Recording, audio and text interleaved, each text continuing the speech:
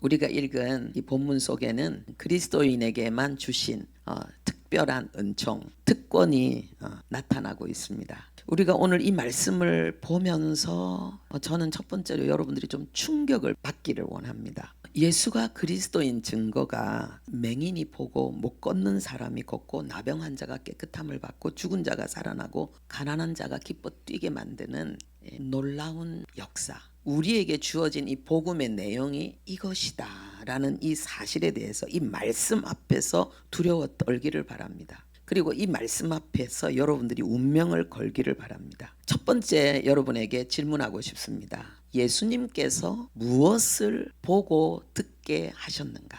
예수님이 존재하시고 예수님이 일하시는 그 모든 걸음 속에서 예수님께 관심을 가진 자는 누구나 보고 듣게 하신 주님의 일이 무엇인가? 그게 나타나 있습니다.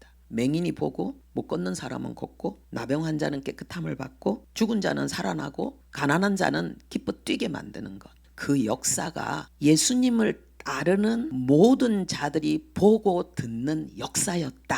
이것을 성경은 증거하고 있습니다. 이 본문을 통해서 하나님이 우리에게 말씀하시는 것은요, 개인을 통해서 그리스도의 사역과 영광을 나타내신다는 거예요. 개인을 통해서. 그런데 그 개인의 무엇을 통해서 하나님 일하시는가? 그의 슬픔, 그의 절망, 그의 수치, 그의 실패를 통해서 주님은 일하시고 주님이 그리스도 인생의 구원자 되심을 세상 가운데 나타내신다는 거예요. 여러분, 이거 충격이지 않습니까? 저는 이 말씀이 너무 충격인 거예요. 왜냐하면 우리가 알고 있는 이 세상은 어떤 중요한 가치를 위해서, 어떤 중요한 목표를 위해서 우리는 힘써 달려가야 되고, 그 속에서 한 개인의 소중함, 한 개인의 필요, 한 개인의 슬픔과 목마름은 외면당하고 있다고 느껴지지 않습니까? 그래서 우리에게 세뇌된 게 뭐냐? 너는 그렇게 중요한 인물이 아니야. 너는 그렇게 소중한 존재가 아니야. 나 한 사람 이 땅에서 아둥바둥 살다가 이 세상을 떠나도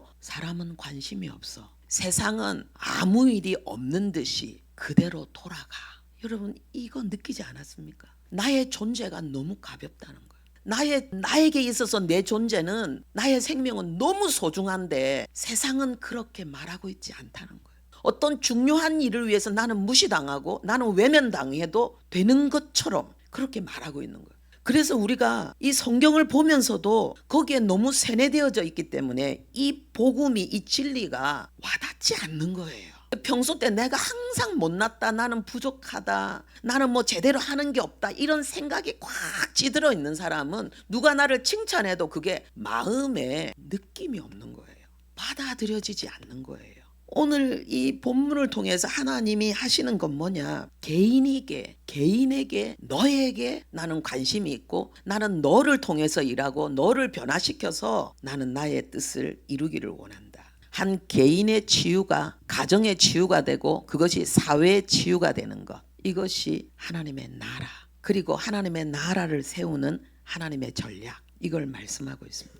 성경은 우리에게 이것을 얼마나 강하게 강조하고 있는지 모릅니다. 요한복음 7장에 보면은요, 예수님께서 목마른 자들아 내게로 오라, 내가 너희들을 생수의 강이 되게 하겠다. 목마른 너희들을 내가 생수로 배부르게 할 뿐만 아니라 수많은 목마른 자들이 찾고 흡족하게 마실 수 있는 생수의 강으로 내가 너를 만들어주고 싶다. 그렇게 하겠다. 하나님 이렇게 말씀하십니다. 지금 여기 보면은 맹인이 얼마나 목마르겠습니까? 눈 뜨고 싶다는 거예요. 못 걷는 자는 얼마나 걷고 싶고 뛰고 싶겠습니까? 그의 목마름. 죽은 자를 바라보는 가족들의 목마름은 살릴 수만 있다면, 살아날 수만 있다면, 나병 환자는 그 목마름이 내가 이 나병만 치료될 수 있다면, 가난한 자는 지긋지긋한 이 가난에서 좀 벗어나고 싶다. 나도 좀 경제적인 자유라는 걸 한번 누리고 싶다. 이 우리의 각자 목마름이 있는 거예요. 그런데 이 목마른 우리를 하나님은 풍족하게 하나님은 하나님의 생수로 채워주시고, 그리고 다른 목마른 자들에게 하나님이 우리를 생수의 강으로 보내시는 거예요. 여러분, 인생은 광야와 같습니다. 인생은 사막과 같습니다. 우리가 원하는 아름다운 오아시스를 찾을 수가 없어요. 그런데 하나님은 어렵고 힘들고 고달픈 인생 가운데 수많은 사람들이 절규하고 비명 지르고 가슴 치고 통곡하는 이 세상 가운데 하나님은 우리를 생수의 강으로 보내겠다는 거예요. 길을 찾을 수 없는 사막 가운데 하나님은 우리를 길이 되도록 그들 가운데 하나님 우리를 보내겠다는 거예요. 아멘입니까? 얼마나 좋은 복음이에요. 갈라디아서 5장에 보면은 육체의 일이 나옵니다. 음행하고 원수 맺고 분쟁하고 그리고 방탕하고, 이거는 우리의 육신 가운데 일어나는 수많은 일들 가운데 몇 가지를 설명한 거잖아요. 여러분이 원하지 않는 여러분의 모습, 그게 육체의 열매예요. 그런데 그리스도인에게 하나님이 주시는 특권은 뭐냐? 이제는 너에게 성령의 열매를 맺게 하겠다. 성령의 역사가 너희들에게 일어나게 하겠다. 하나님 그것을 약속하고 있는 거예요. 그게 뭡니까? 사랑, 희락, 화평, 오래 참음, 자비, 양선, 충성, 온유, 절제. 예수님의 모습이잖아요. 예수님의 삶이잖아요. 그것은 하나님의 모습이죠. 하나님의 사랑, 하나님의 겸손, 하나님의 인내. 우리 안에 하나님이 이 일을 이루어 주겠다는 거예요. 그래서 하나님의 나라를, 이 세상에는 없는 하나님이 얼마나 우리에게 좋은 것을 주시는지, 그것을 나를 변화된 내 모습을 통해서 내 속에 일어나는 그 열매 역사를 통해서 하나님은 세상 가운데 증거하겠다는 거예요. 믿습니까? 아멘, 할렐루야. 이게 믿어지는 게 은혜예요. 안 믿어지는 분은 왜 안 믿어질까? 어떻게 하면 이게 믿어질까? 믿으면 실제가 되거든요. 왜냐하면 믿음이 사실이니까, 믿음이 증거니까. 좀 이따 그 방법을 알려드리겠습니다. 그래서 하나님은 너무나도 부족하고 못나고 어쩌면 세상에서 가장 작은 자와 같고 가장 연약한 자와 같은 우리를 목마른 자, 방탕하고 싸우고 시기하고 이런 음란한 이런 나를 통해서 하나님은 내가 너를 세상의 빛으로 세웠다. 뭐가 옳은지 그른지, 어떻게 해야지 후회 없는 인생을 살 수 있는지, 이 문제를 어떻게 해결할 수 있는지, 내 소원을 어떻게 이룰 수 있는지, 그 선한 길, 선한 방법을 가르쳐 줄 수 있는, 하나님이 없다고 생각하는 사람에게 하나님을 보여주고 알려줄 수 있는 빛으로, 소금으로 내가 너희들을 세상 가운데 보냈다. 하나님 이렇게 말씀하시는 거예요. 어떤 분들은 지금 절망하고 있을 거예요. 이 말씀 들으면서 지금 막 얼굴에 나타나요. 절망이 막 얼굴에 나타나요. 여러분, 그게 은혜입니다. 그 절망이 하나님의 말씀을 비웃고 조롱하는 것이 아니라 하나님의 말씀이 영혼이 지금 떨리고 있다는 증거입니다. 그 절망이요, 그 낙심이 기쁨으로 여러분들을 춤추며 뛰게 만드니까는요. 십자가가 뭡니까? 십자가가 나의 슬픔, 나의 절망, 나의 수치, 나의 실패, 나의 파멸, 사막에다가 하나님이 십자가를 딱 꽂은 거예요. 끝났다는 거예요. 그런 나는 예수와 함께 죽었다는 거예요. 이게 십자가예요. 그래서 성경은 우리에게 예수님이 직접 말씀하시기를 하나님의 자녀는 부활의 자녀다, 이렇게 말씀하셨어요. 여러분, 부활의 자녀입니까? 아멘. 그리고 하나님은요, 고린도후서 5장 17절에 새로운 피조물들이다, 그러면서 이전 것은 지나갔다, 다 끝났다는 거예요. 너희들은 새로운 피조물이다. 그 앞에 이야기한 것처럼 너희들은 광야와 사막 가운데 너희들은 생수의 강이다. 하나님이 주시는 아름다운 시온의 대로다, 생명의 길이다. 하나님 이렇게 말씀하시는, 하나님의 아름다움을 나타내는 자들이다, 이렇게 말씀하시는 거예요. 그러면서 예수 그리스도의 부활, 십자가의 예수님의 죽음은 나의 옛사람의 죽음이고 예수님의 부활은 나의 새 사람의 일으키심, 살리심인데, 그 예수님의 부활, 그 부활의 능력이 우리 안에도 동일하게 역사해서 우리를 육체의 생명이 아니라 하나님의 생명, 우리의 영혼을 부활시킨 하나님의 생명으로 살게 하는 것이다. 하나님 이렇게 말씀하고 있습니다. 그러면요, 질문하겠습니다. 나는 예수 그리스도 안에 있는 하나님의 자녀인데 아직도 여전히 과거의 그 슬픔과 절망과 수치로 괴로워하고 있는가? 아니면은 내가 변화되어져서 나를 소경을 눈뜨게 한 것처럼 나를 변화시킨 그리스도의 은혜를 기쁨으로 증거하고 있는가? 아니면은 내가 그렇게 변화될 것을 믿고 소망 가운데 믿음의 길을 걸어가고 있는가. 할렐루야. 어떻습니까, 여러분? 우리가 지금 읽고 있는, 우리가 큐티하고 있는 그 내용의 수많은 간증들, 그런 자들은 부활의 자녀, 부활의 능력을 증거하고 있는 거죠. 우리 안에도 그런 분들이 많이 있습니다. 그래서 교회가 세워지고 있는 거예요. 그래서 오늘 우리가 예배 드리고 있는 거예요. 그런데 이 그리스도의 특권이 여기 계신 모든 분들의 것이 되기를 바랍니다. 여러분들의 삶 자체가, 여러분들의 존재 자체가 하나님의 축복이 되기를 바랍니다. 그러면은 어떻게 이것을 현실화할 수 있는가? 오늘 본문에 지금 나타나 있는 예수가 그리스도임으로 인해서 행하시는 이 역사가 어떻게 나의 역사, 나의 현실이 될 수 있는가? 그 방법은요, 한 가지입니다. 그렇게 되지 못하는 이유는 한 가지입니다.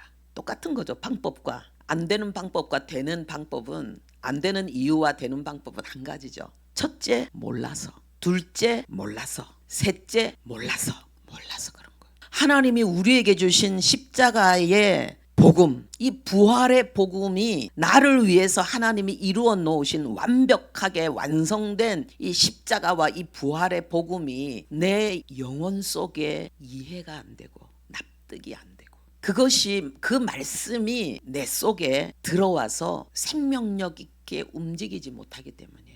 그래서 우리가 예수님께서 세계를 복음화하는 전략을 우리에게 알려주셨어요. 승천하기 전에 부활하신, 그게 내용이 뭡니까? 마태복음 28장에 나오죠. 가르쳐 지키게 하라. 이게 뭡니까? 배우면, 알면 행해진다는 거예요. 하나님의 진리는 알면 행하게 돼 있어요. 그게 말씀의 능력이에요. 그래서 제자들의 특징은 뭐냐? 배움에 대한 열정이에요. 여러분, 사랑의 증거가 뭡니까? 사랑하면 어떻게 돼 있어요? 너무 사랑하면 알고 싶죠. 왜 만나고 싶어요? 만나서 알고 싶어요.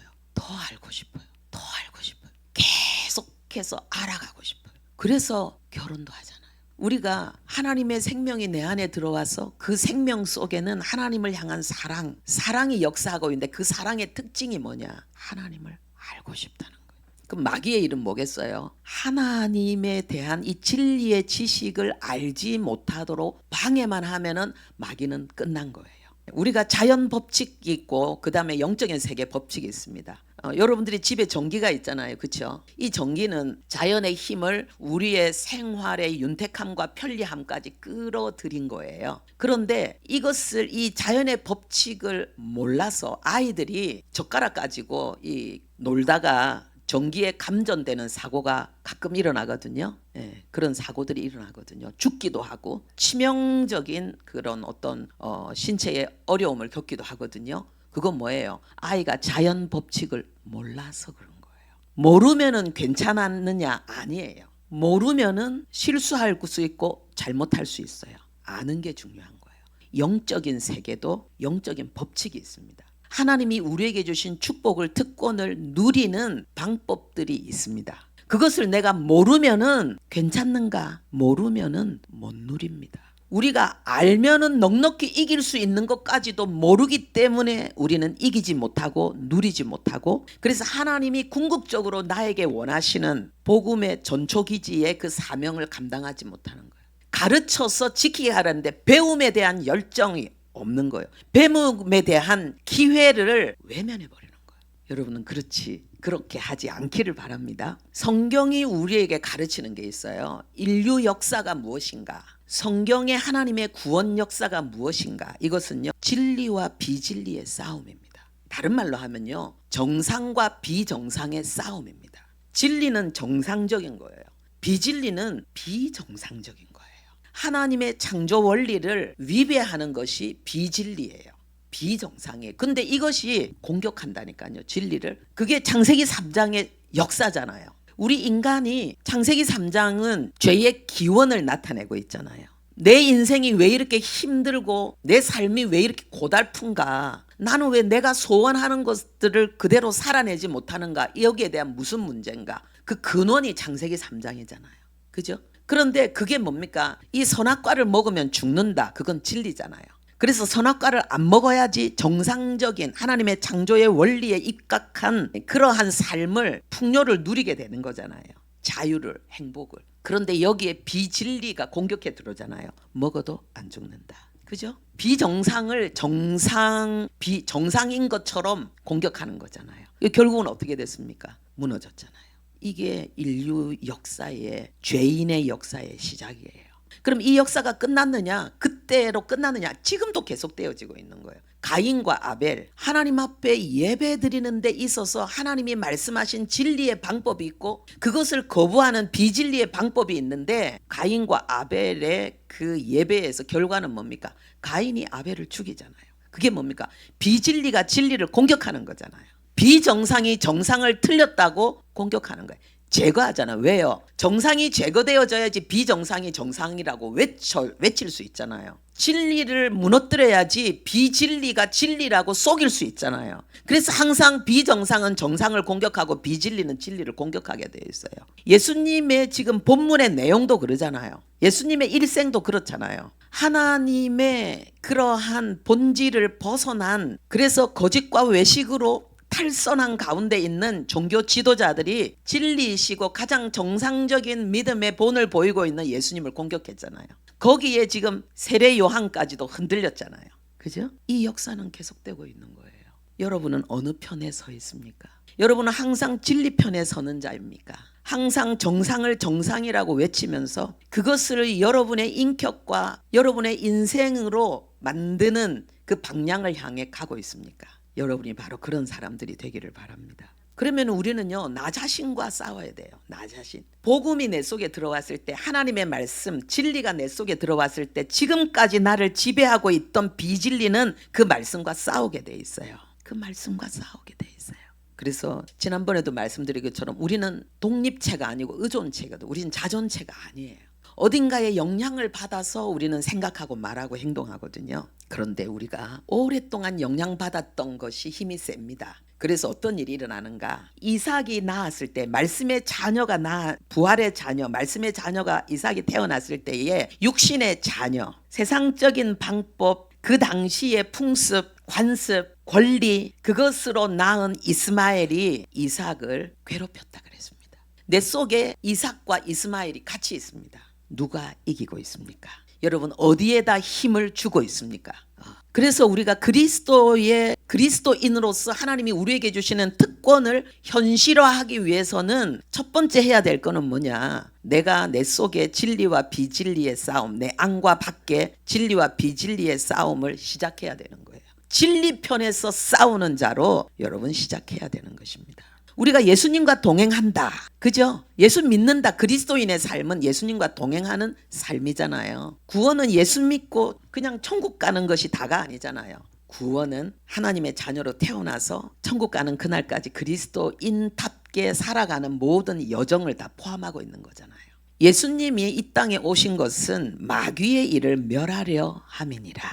요한일서 3장 8절 증거하고 있습니다. 예수님은 마귀의 일을 멸하기 위해서 이 땅에 오셨어요. 이 본문에 우리가 읽은 이 그리스도의 역사도 지금 진행되어지고 있고 마귀를 멸하는 역사도 지금 진행되어지고 있는 거죠. 그렇다면 우리는 마귀를 멸하기 위해서 하는 일은 뭘까요? 내 속의 비진리를 내가 공격해야 되는 거예요. 내 속에 진리를 세워야 되는 거예요. 나를 비진리로 이끌어 가려고 하는 미혹의 세력을 우리가 차단하고 제압시키고 진리의 공동체와 함께 하나님의 나라를 세워가는 거예요. 이게 주님을 따르는 거죠. 그리고 우리가 비진리가 아니라 진리의 길을 걸어가고자 할 때에 우리의 삶의 방법은 간단합니다. 말씀과 하나 되는 거예요. 예수님이 비진리와 싸우면서 예수님이 하신 역사가 뭡니까? 말씀을 선포하는 거예요. 예수님이 광야에서 사단의 시험을 받을 때에 예수님은 처음부터 끝까지 말씀으로 이기셨습니다. 승리는 말씀과 하나 되어지는 거예요. 우리가 예수님과 동행하는 것, 말씀과 점점 더 하나 되어져 가는 삶을 사는 것. 예수님이 말씀을 이루는 삶을 사셨잖아요. 우리가 말씀을 이루는 삶을 살아가는 것. 그것이 그리스도인의 삶이죠. 그래서 우리는 그러면은 말씀을 이루어 갈 때에 말씀대로 살 때에 우리는 어떻게 해야 될까요? 우리 속에는 이 진리가 꽉 차 있단 말이에요. 나는 안 돼. 인생은 힘들어. 그리스도인답게 산다는 건 힘들어. 축복은 나하고 상관이 없어. 소경 눈 떴네. 근데 내 눈은 안 떠지지. 못 걷는 사람이 걷고, 근데 왜 나는 아직도 제자리 걸음이지. 나병 환자가 깨끗함을 받았네. 근데 아직도 나는 수치와 부끄러움을 내 영혼에 품고 있어. 나는 계속 숨고 싶어. 가난한 자가 기뻐 뛰는 복음이라 그랬는데 왜 나는 여전히 가난하지? 여러분들이 싸우지 않아서 그랬고, 성경적인 방법으로 여러분들이 이 특권을 누리는 그 방법으로 행하지 않았기 때문에, 첫 번째 몰라서, 두 번째도 몰라서, 세 번째도 몰라서. 오늘날 많은 그리스도인들이 우리가 육신을 가지고 이 세상을 살아가는데도 얼마나 많은 배움이 필요하고 훈련이 필요합니까? 우리가 우리의 영혼이 살아나서 하나님의 자녀로 이 세상뿐만 아니라 내세에까지, 이 땅뿐만 아니라 하늘까지 함께 연합되어지는 하나님의 그 고귀한 뜻을 이루는데 우리는 얼마나 많이 배워야 되고 얼마나 많이 훈련해야 될까요? 근데 이걸 안 한다는 거예요. 그냥 예배만 드리면 되겠지 생각하는 거예요. 성경은 가르쳐 지키게 하라 그랬는데 배우고자 하는 열망이 없는 거예요.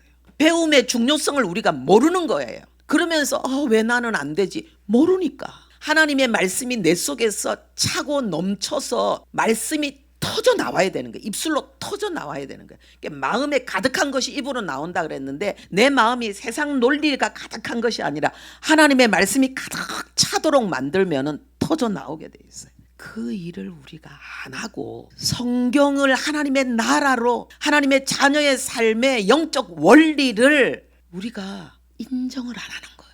너무 쉽게 생각하는 거예요. 하나님의 자녀의 삶을 너무 쉽게 생각하는 거예요. 성경은 하나님의 말씀대로 사는 것이 쉽다고 했지 하나님의 자녀의 삶의 원리를 무시해도 된다고 말하지 않았어요. 무시한다는 거예요.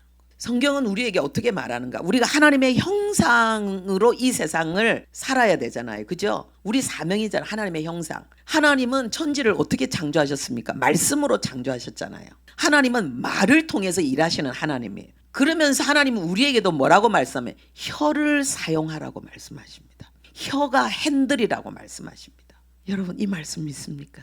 여러분이 원하는 것을 입술로 고백하십시오. 여러분의 입술의 고백이 여러분의 삶이 된다는 것을 인정하십시오. 하나님 그렇게 말씀하시는. 하나님의 은혜를 사모합니까? 하나님이 뭐라고 말씀하냐? 너희들의 말이 내 귀에 들린 대로 내가 너희에게 응답하겠다. 그렇게 말씀하고 있습니다. 기도는 A를 원하는데 말은 A를 부정하고 매일 탄식하고 절망하고 울고 부정적으로 이야기하면은 기도도 또 제대로 안 하면서 또 하면서도 그러면은 결국은 뭡니까? 내 기도를 내 말이 부정하는 거예요. 응답 받을 수가 없죠. 여러분이 말씀의 검투사가 되십시오. 고난의 파도를 타시면서 말씀의 검을 사용하십시오. 말씀의 검투사. 여러분의 입술의 혀를 가지고요. 성령의 검 곧 하나님의 말씀으로 적을 무찌르십시오. 그거는 뭐냐? 하나님의 말씀을 내 입의 언어로 사용하는 거예요. 그러려면 여러분들이 첫 번째 해야 될 것은 뭐냐 하면요. 사단이 여러분에게 만들어 놓은 비진리를, 비정상을 깨트려야 돼요. 그 중에 가장 중요한 것이 하나가 있는데 말씀대로 사는 것은 쉽다라고 외쳐야 돼요. 말씀대로 사는 것을 어렵다고 생각하고 있죠. 그걸 고백하고 있죠. 그래서 말씀대로 못 사는 거예요. 말씀대로 사는 것은 쉽다고 말합니다. 신명기 30장 11절에 하나님의 계명은 어려운 것도 아니고 먼 것도 아니라 그랬습니다. 요한일서 5장 신약에도요. 하나님이 우리에게 말씀하신 것은 무거운 것이 아니라고 했습니다. 들 수 있다는 거예요.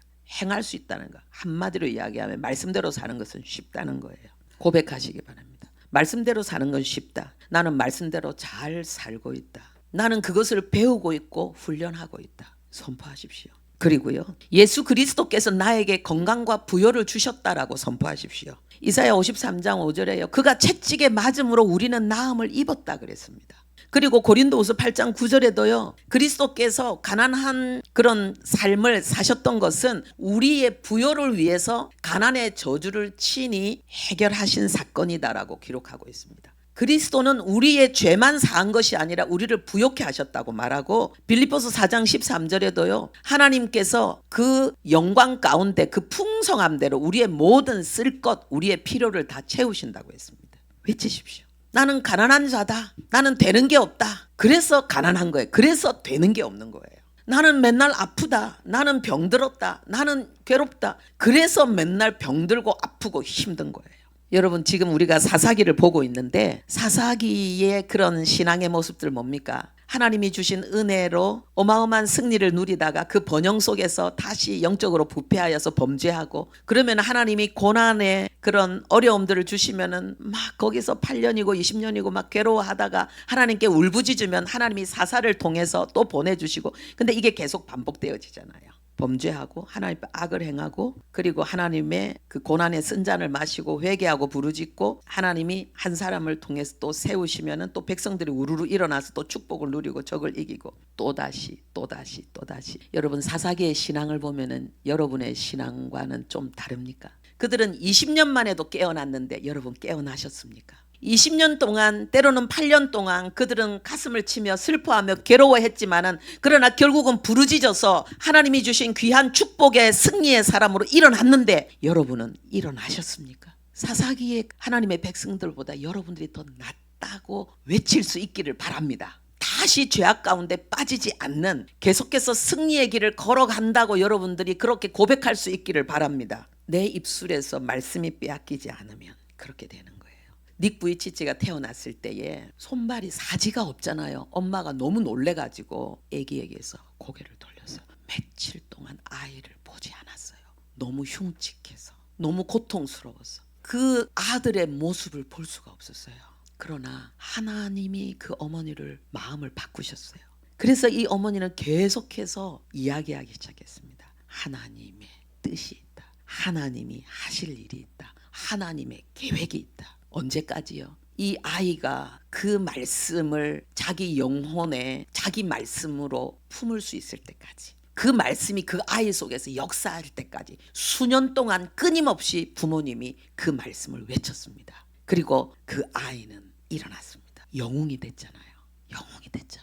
여러분 포기하지 마십시오. 마귀는 포기시키는 거예요. 포기하지만 않으면은 여러분 자신을, 하나님은 여러분 가정을, 하나님은 그리스도의 영광으로, 하나님의 나라를 세우는 전초 기지로 하나님이 사용하십니다. 말씀이 차오를 때까지 계속 하나님의 말씀을 취하십시오.